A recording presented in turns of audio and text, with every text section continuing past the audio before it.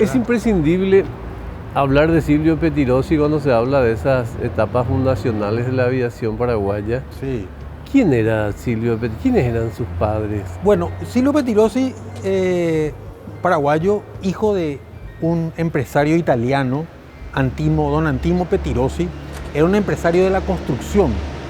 Él fue uno de los que edificó, por ejemplo, el Palacio Patri, por decirte por un ejemplo. Y de una madre paraguaya, guaireña, ¿verdad? Él fue el segundo hijo varón, porque ellos tuvieron 6 hijos, 4 mujeres y 2 varones. Y Silvio era el segundo hijo varón. Y obviamente era de una posición económica acomodada, y es por eso que cuando él termina, él iba a iniciar la escuela primaria, el padre le envía a Italia.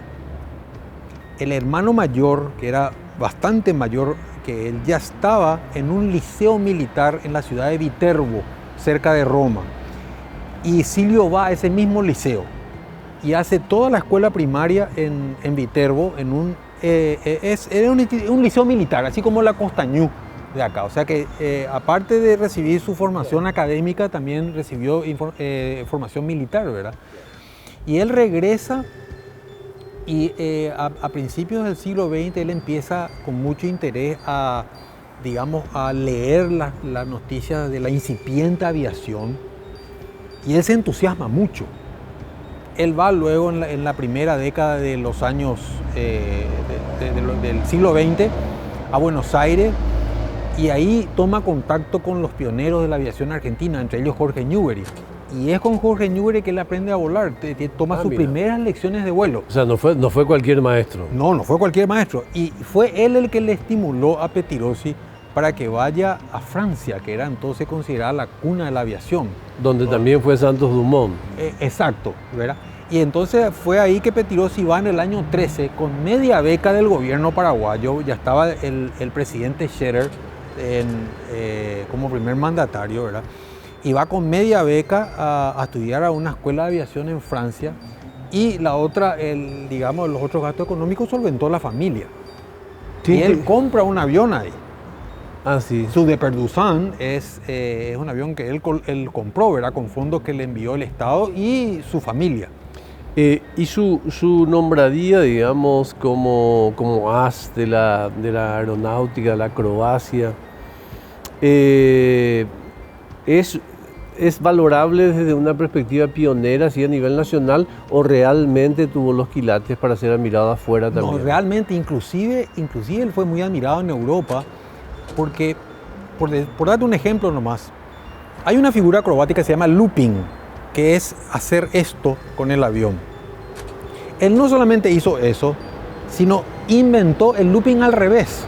O sea, el avión en el looping normal está en posición, digamos, normal así, y hace esto y vuelve a la posición normal. Él entraba al looping en posición invertida abajo, y hacía esto, que es mucho más difícil, porque vos tenés que tener una estructura mental para saber de que todo está invertido, ¿verdad? Y él hizo eso y rompió un récord mundial en Francia. El inventor del looping era un aviador francés de apellido Pegot, que llegó a hacer creo que 15 sin transición, 15 al mismo tiempo, o sea, uno seguido del otro. Pettirossi hizo 33. O sea, su fama era verdadera. Y después hizo figuras acrobáticas. Él hacía sus acrobacias entre 30 y 300 metros de altura. A 30 metros de altura en la aviación. Increíble. Si cometés un error, fuiste. Sí, en la altura de un árbol. Tenés 2 segundos de tiempo de reaccionar, y a veces ni eso. ¿Verdad? Y Pettirossi reunía 50, 60, 80 mil personas en sus exhibiciones acrobáticas. Quiero llegar a la Guerra del Chaco, y que creo que hay historias muy interesantes allí, pero antes de llegar, ¿cómo habría sido esa etapa fundacional, esos primeros 10 años entre el 23 y la Guerra del Chaco? ¿Cómo eran los emplazamientos? ¿Cómo eran los cuarteles, digamos, que tenían que ver con la aviación militar? Bueno, ya en el año 20, como te dije, se destina parte de Ñuguazú, era para la Escuela de Aviación Militar. Ah, ya. O sea, ya estaba asentado en este terreno. Claro, se destina el terreno que está, digamos, al sur de la vía férrea a la aviación militar. Porque recién el terreno del norte, donde estaba el aeropuerto, recién en el año 37 se habilita un aeropuerto comercial, que fue el construido por la Pan American, ¿verdad? Pero Ñuguazú fue siempre la sede de la aviación militar, y digamos entre el 23 y el inicio de la Guerra del Chaco, principalmente a partir ya del año 26 con la misión militar francesa, es que se adquieren las primeras aeronaves, no solamente de entrenamiento, sino de combate nuevas, ya no remanentes de la revolución, ¿verdad? Sino nuevas. Y se empiezan a egresar pilotos aquí en Paraguay, pilotos y mecánicos. ¿Con cuántos aviones habríamos empezado la guerra? Mira, entre 1923 y fines del 32, principio del 33, que es cuando hay un embargo de la Liga de las Naciones y Paraguay ya no puede adquirir aeronaves, el total de aeronaves adquiridas fue de 54. Pero para que te des una idea, Bolivia en el mismo periodo de tiempo adquirió el doble de aeronaves. Pero aún así, cuando decís 54, yo pensaba hacer una ironía, pero ni para eso. O sea, había 10 veces más que ahora. No sé si 10 veces más, pero digamos estaba mejor preparada nuestra aviación, porque teníamos, en la aviación de combate, teníamos aviones cazas y bombarderos. Obviamente, entrenadores para formar los pilotos y aviones de transporte. Y somos pioneros en misiones de evacuación aeromédica. Ya en plena guerra era el Chaco, las aeronaves de transporte fueron destinadas casi exclusivamente a evacuación aeromédica. Tal es así que el presidente, el doctor Eusebio Ayala, no podía usar esas aeronaves en su desplazamiento al Chaco porque Claro, no eran específicas para eso. No había disponibilidad. Ya. O sea, vos tenías al presidente de la República viajando en un bombardero Potés en el puesto del artillero con un uniforme de sargento.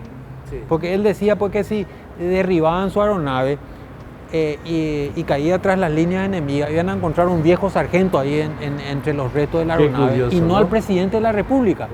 En cambio, Salamanca viajaba con traje en los Junkers trimotores, que era lo más, digamos, sofisticado en tecnología en aquella época, todo con su séquito, con servicio a bordo, ¿verdad? Nuestro presidente Lo había usado Hitler unos años antes. Claro, como usó Hitler en los años de la Segunda Guerra Mundial. Por esos años, sí. Claro, y nuestro presidente viajaba con un uniforme de sargento en un bombardero que podía haber sido derribado por una aeronave boliviana. Increíble, ¿verdad? ¿Cuál es la realidad de la muerte en un accidente de aviación del presidente Estigarribia? Mira, se especuló muchísimo con respecto a eso.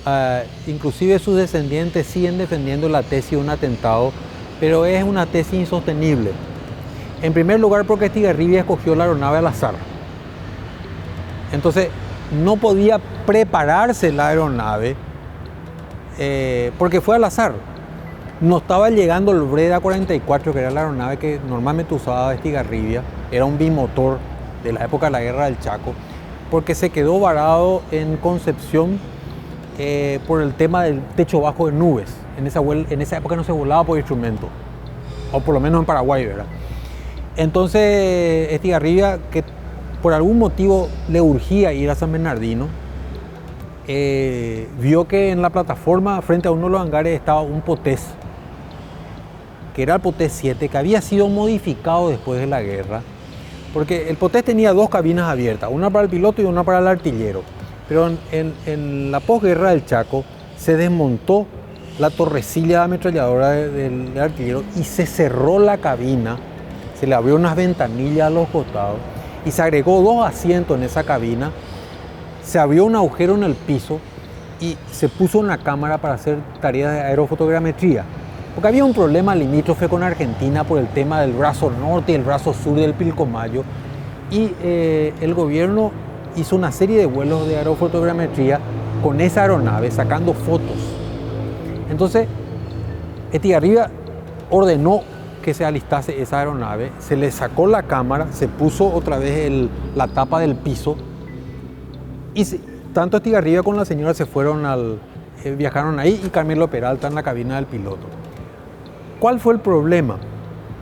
Durante la guerra, el Poté 7 aterrizó en una de las pistas ahí de una de las bases aéreas y eran frecuentes los accidentes en la pista porque resulta ser que en el Chaco hay animales que cavan túneles, ¿verdad? Que vos a simple vista no ves. Y esa aeronave, el Poté 7, pasó sobre un túnel y por el peso de la aeronave la rueda se hundió y el motor golpeó el piso y paró bruscamente. Se golpeó el motor y las hélices, las aspas se quedaron dobladas. Agustín Pazmor, que era el jefe mecánico, desmontó el motor y vio que el cigüeñal estaba torcido. Entonces mandó el cigüeñal a la tornería de los arsenales de guerra y marina y se enderezó el cigüeñal en frío y se reparó, ¿verdad? Se volvió a montar el cigüeñal y la aeronave continuó volando hasta el fin de la guerra y todos los años posteriores, porque estuvieron todos los años, por lo menos 5 años después de la guerra del Chaco, siguieron en operación los Potés. ¿Qué pasó? En ese vuelo había un plafón muy bajo y como no se volaba por instrumento, el piloto sí o sí tenía que orientarse visualmente. Entonces empezó a volar en círculos, tratando de encontrar la pista de San Bernardino. Y no encontraba porque el banco de nube había descendido a pocos metros. Y al parecer el piloto forzó mucho el motor y se produce rotura del cigüeñal en esa parte exactamente donde había sido reparado. Al romperse el cigüeñal, las hélices se disparan, ¿verdad? Y va contra uno de los planos y corta el plano. Y ahí la aeronave pierde sustentación y se cae como un ladrillo.